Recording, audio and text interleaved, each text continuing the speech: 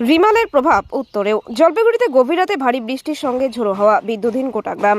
বুধবার সকাল থেকে মেঘলা আকাশ। এবার তো কয়েকদিনের তীব্র তাপে দেখার পর কিছুটা হলেও স্বস্তি জেলাবাসী। মঙ্গলবার গভীর রাতে বিশাল আকৃতির গাছ পড়ে বন্ধ জলপাইগুড়ি চালহাটি রোড। বিদ্যুৎহীন অবস্থায় রয়েছে গোটা এলাকা। পরিস্থিতি সামলাতে ঘটনাস্থলে খড়িয়া অঞ্চলের প্রধান ও উপপ্রধান। খোঁজ খবর নিতে উপস্থিত কোতোয়ালি থানার পুলিশ। গতকালের রাতে ঝড়ে বন্ধ হলো জলপাইগুড়ি চালহাটি রোড। ঘটনাটি ঘটেছে মঙ্গলবার রাতে। জানা গিয়েছে এদিন ঝড়ের তাণ্ডবে বেশ কয়েকটি বড় আকৃতির গাছ জলপাইগুড়ি চালহাটি দেবনগর সংলগ্ন এলাকায় পড়ে গিয়েছে। গাছ পড়ে বিদ্যুতের তার ছিঁড়ে পড়ার কারণে বিদ্যুৎহীন অবস্থায় রয়েছে এই এলাকার বাসিন্দারা বলে জানা যায়। রাস্তায় চলাচল একেবারেই বন্ধ হয়ে গিয়েছে। যদিও ইতিমধ্যে বন দপ্তরের কর্মীরা এসে গাছ কাটার কাজে হাত লাগায়, তবে মানুষের কোনো ক্ষয়ক্ষতি হওয়ার খবর নেই। এরপর বিদ্যুৎ দপ্তরের কর্মীরা তাদের বিদ্যুৎ মেরামতের কাজে লেগে যায়। পুরো ঘটনার বিবরণ দেয় খড়িয়া অঞ্চলের উপপ্রধান। মনোজ ঘোষ, খড়িয়া অঞ্চলের উপপ্রধান।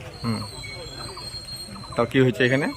গতকাল রাত্রি 12টা 25 নাগাদ জানতে পারি যে এই দেবনগর বারোয়ারি কালী মন্দিরের সামনে মেন রোডে গাছের ডাল পড়ে, কৃষ্ণচূড়া গাছের ডাল পড়ে টোটাল রোড বন্ধ হয়ে আছে। ইলেকট্রিসিটির ট্রান্সফরমারটা শুধু খুঁটি ভেঙে উল্টে পড়ে আছে। শোনা মাত্রই তো কালকে রাতে ফোনে যোগাযোগ করার অনেক চেষ্টা করছি অনেকের সাথে।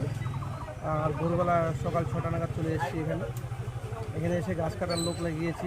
ইলেকট্রিসিটি বোর্ডকেও ফোন করা হয়েছে, ওনারা আসতেছে। আশা করি এই সমস্ত এগুলো পরিষ্কার করে তারপরেই বাড়ি যেতে হবে। ঠিক হ্যাঁ।